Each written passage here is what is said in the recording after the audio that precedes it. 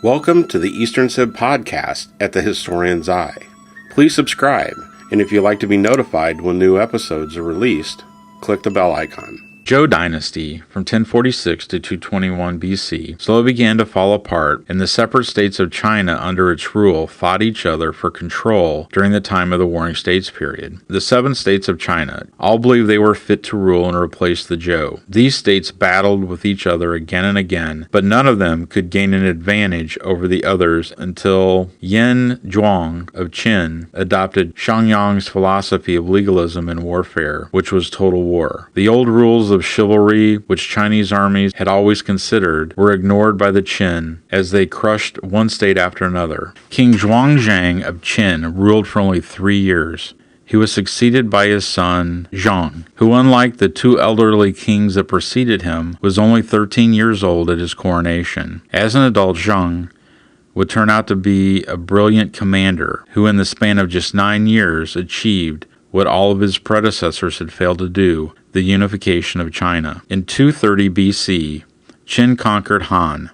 Han, the weakest of the 7 warring states, was adjacent to the much larger Qin, and had suffered continuous assaults by the Qin in earlier years of the Warring States period. This went on until Emperor Qin Shi Huang sent General Wang Jin to attack Zhou. King An of Han, frightened by the thought that Han would be the next target of the Qin state, immediately sent diplomats to surrender the entire kingdom without a fight, saving the Han populace from the terrible potential consequences of an unsuccessful resistance. In 225 BC, Qin conquered Wei. The Qin army led a direct invasion into Wei by sieging its capital, but soon realized that the city walls were too thick to break into. They devised a new strategy in which they utilized the power of a local river that was linked to the Yellow River.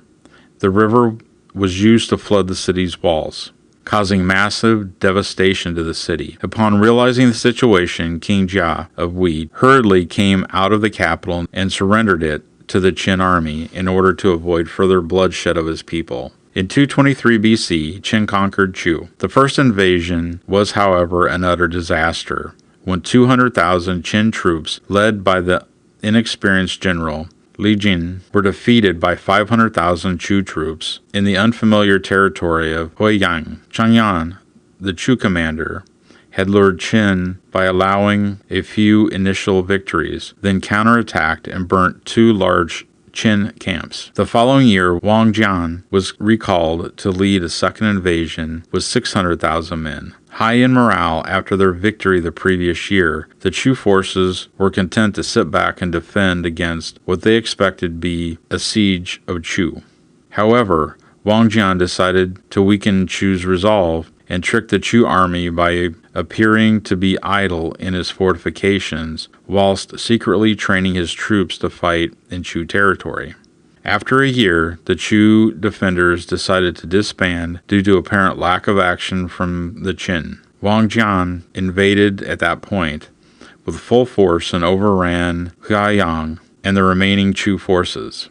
The Chu lost the initiative and could only sustain local guerrilla-style resistance until it was too fully conquered and with the death of its last leader. At their peak, the combined armies of the Chu and Qin are estimated to have ranged from hundreds of thousands to 1 million soldiers, more than those involved in the campaigns between the Qin and the Zhou 35 years earlier. In 222 BC, Qin conquered Zhou and Yan. After the conquest of Zhou, the Qin army turned its attention towards Yan. Realizing the danger and gravity of the situation, Crown Prince Dan of Yan had sent Jing Qi to assassinate King Jing of Qin, but this failure only helped to fuel the rage and determination of the Qin king, and he increased the number of troops to conquer the Yan state. In 221 BC, Qin conquered Qi. Qi was the final unconquered warring state. It had not previously contributed or helped other states when Qin conquered them. As soon as Qin's intention to invade it became clear, Qi swiftly surrendered all of its cities, completing the unification of China and ushering in the Qin dynasty. The last Qi king lived out his days in exile in Gong and was not given a posthumous name after his death. Therefore, he is known to posterity by his personal name, Jian. The Qin king, Jing, declared himself Shu Huangti, the first sovereign emperor of Qin. In the rule of the Qin state, the union was based solely on military power. The feudal holdings were abolished and noble families were forced to live in the capital of China in order to be supervised. A national road as well as greater use of canals was used in order for deployment and supply of the army can be done at ease and with speed. The peasants were given a wider range of rights in regards to land, although were subject to taxation, creating a large amount of revenue for the state.